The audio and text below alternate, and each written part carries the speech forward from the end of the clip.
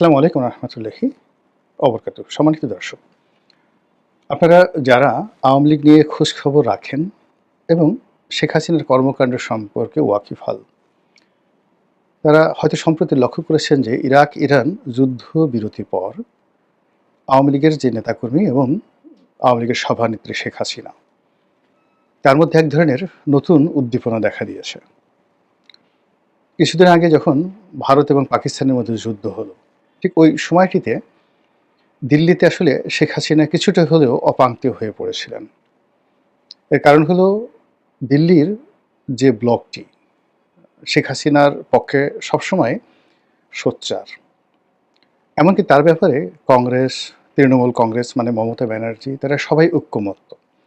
শুধুমাত্র বিহারের ২-১টি আঞ্চলিক দল যারা মনে করছে যে শেখ হাসিনাকে বাদ দিয়ে বাংলাদেশের সঙ্গে সম্পর্ক উন্নয়ন ঘটানো উচিত।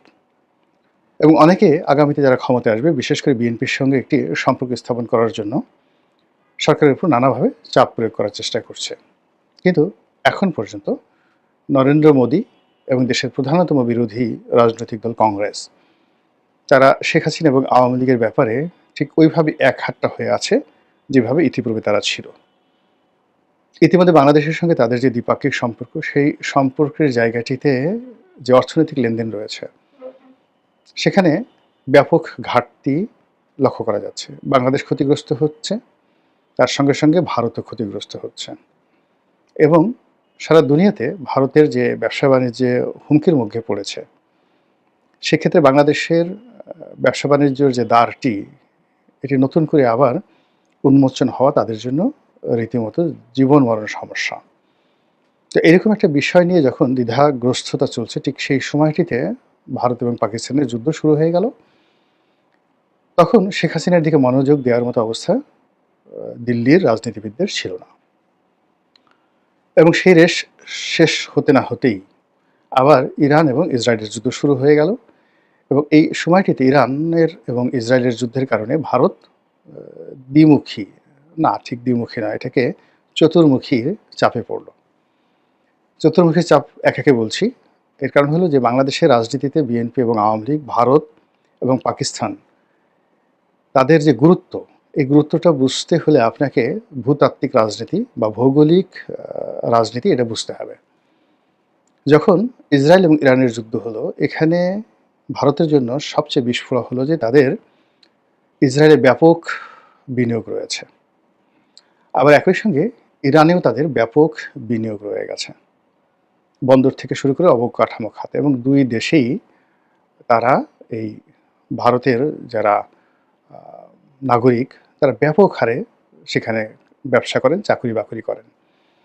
যে হাইফা বন্দরটি ইরান ধ্বংস করে দিয়েছে, এটি মূলত আদানি গ্রুপের পরিচালনাধীন একটি বন্দর।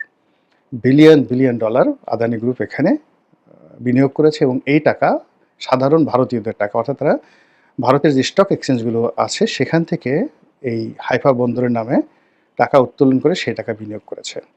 একইভাবে ইরানেরও একটা বন্দর তারা পরিচালনা করছে। এছাড়া ইরানের অনেকগুলো পাইপলাইন, মানে তেলের পাইপলাইন থেকে শুরু করে অবকাঠামো নির্মাণে তাদের বিশাল বিনিয়োগ রয়েছে।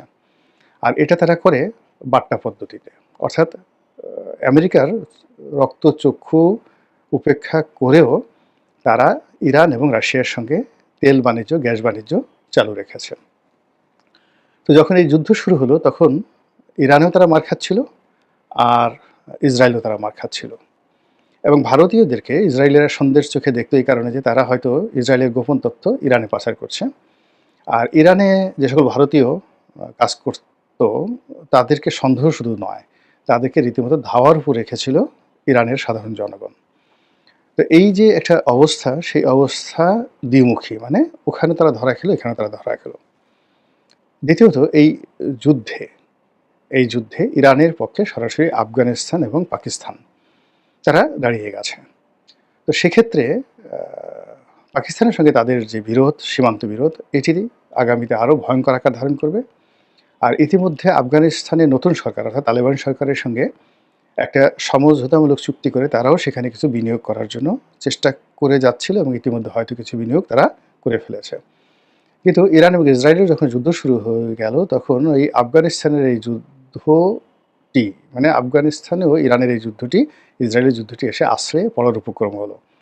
অন্যদিকে তাদের যে দীর্ঘদিনের বন্ধু রাশিয়া, সে রাশিয়াও এখানে জড়িয়ে গেছে। ফলে দেখুন এই যে চতুর্মুখী যে তাদের বিপদ এবং বিপত্তি, সেই বিপদ এবং বিপত্তির মধ্যে আওয়ামী লীগকে নিয়ে, বাংলাদেশকে নিয়ে বা শেখ হাসিনাকে নিয়ে গণনা করার সময় তাদের ছিল না। ফলে ওই সময়টিতে বরং উল্টো কথাবার্তা হচ্ছিল যে কলকাতা থেকে তাদেরকে তাড়িয়ে দেওয়া হবে, দিল্লি থেকে তাদেরকে তাড়িয়ে দেওয়া হবে এবং অনেকগুলো ভারতীয় মিডিয়া, তার সঙ্গে সম্পৃক্ত বাংলাদেশে যারা রয়েছেন, তাদের মধ্যেও এক ধরনের এরকম একটা প্রচারণা তারা চালাচ্ছিল যে এই মুহূর্তে দিল্লির নিকট শেখ হাসিনা এবং আওয়ামী লীগের লোকজন রীতিমতো বোঝায় পরিণত হয়েছে। কিন্তু এই যুদ্ধের বিরতি, অর্থাৎ প্রথমে পাকিস্তান এবং ভারতের যুদ্ধের বিরতি এবং ইরান ইসরায়েল যুদ্ধের বিরতির পরে এখন ভারত হাঁপ ছেড়ে বেঁচেছে। এবং অবাক করার বিষয় হলো যে এই যুদ্ধের সময় তাদের যে ক্ষয়ক্ষতি হয়েছিল, এখন যদি এই যুদ্ধবিরতিটি কন্টিনিউয়াস থাকে, চলমান থাকে এবং দীর্ঘমেয়াদে হয়, তাহলে ইরান এবং যাকে বলা হয় ইসরায়েলে যে অবকাঠামোগত ক্ষয়ক্ষতি হয়েছে, এগুলো বিনির্মাণে, পুনর্নির্মাণে, বিনিয়োগ এবং বাজারে শ্রমশক্তি দিয়ে সাহায্য করার জন্য পৃথিবীর একমাত্র রাষ্ট্র ভারত, বাংলাদেশ নয়। অর্থাৎ এখন ধরুন ইরানের অবকাঠামো নির্মাণে যদি ঋণ দিতে হয়, তাহলে কেবলমাত্র ভারত দিতে পারে। আর ম্যান পাওয়ার দেওয়ার ক্ষেত্রে সেখানে ভারত সঙ্গত কারণেই পারবে। আবার ইসরায়েলে তাদের হয়তো টাকার দরকার হবে না, কিন্তু ইসরায়েলে ম্যান পাওয়ার সরবরাহ করার ক্ষেত্রে ভারত ১ নম্বর তাদের পছন্দের রাষ্ট্র। তো সেই ক্ষেত্রে আগামী ১ বছরে ভারতের যে বিগত দিনে লোকসান হয়েছে, এটি বহুগুণে তাদের লাভে পরিণত হয়ে যাবে, কয়েক গুণ লাভে পরিণত হয়ে যাবে এবং এইভাবেই ভারতের যে অর্থনীতি সেটা ফোরকাস্ট করা হচ্ছে।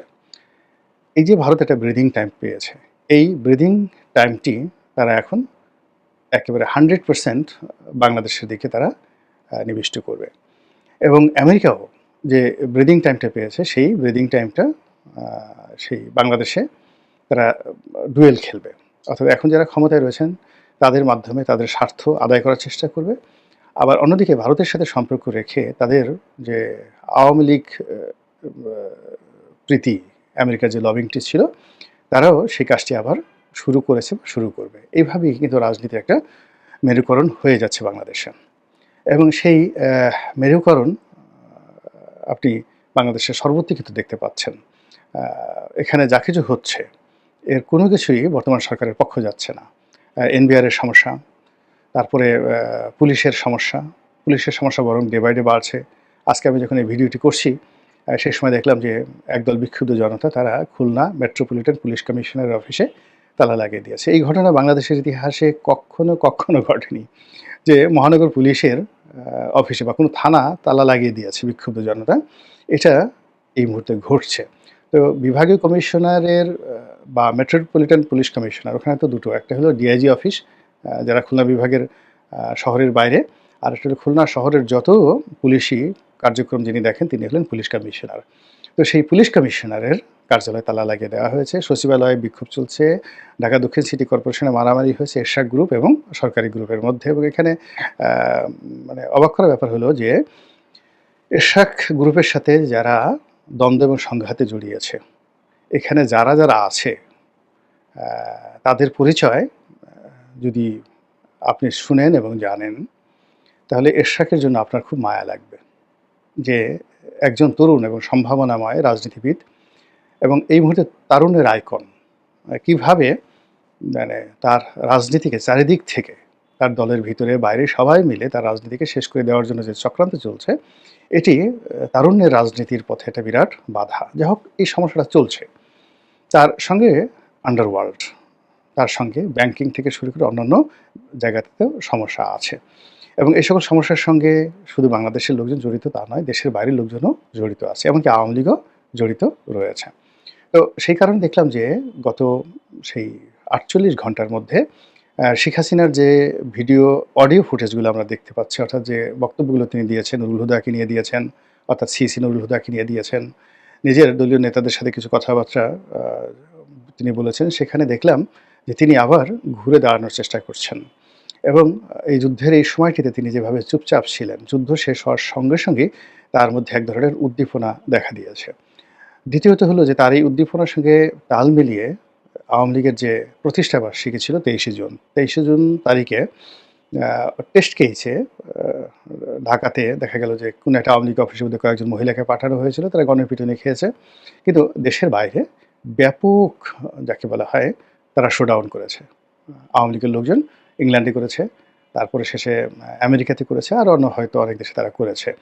এবং সেখানে জয় বাংলা, জয় বঙ্গবন্ধু এই সমস্ত স্লোগান দিয়ে, ব্যানার দিয়ে মানে বিশাল র্যালি তারা করেছে। এবং লন্ডনের কয়েকটা ফুটেজে দেখলাম যে সেখানে যে সকল নেতা রয়েছেন এই মুহূর্তে, তারা সবাই একটি অনুষ্ঠানে একত্র হয়েছেন এবং সবাই ভীষণ রকম হাসি খুশি, এবং তাদের দুনিয়াতে যে কোনো সমস্যা আছে এটা তাদের চেহারা স্রোত দেখে মনে হচ্ছে না। ফলে কি হচ্ছে, এই যে বাংলাদেশে পানি ঘোলা হচ্ছে, রাজনীতির পানি, রাজনীতির মাঠ পিচ্ছিল হচ্ছে, কর্দমাক্ত হচ্ছে। এবং আমরা যারা বাংলাদেশে বসে রাজনীতি করছি, আমাদের জন্য প্রায় প্রতিদিনই একটার পর একটা নতুন উপসর্গ তৈরি হচ্ছে, বিপদ বিপত্তি থেকে শুরু করে আরও অনেক কিছু।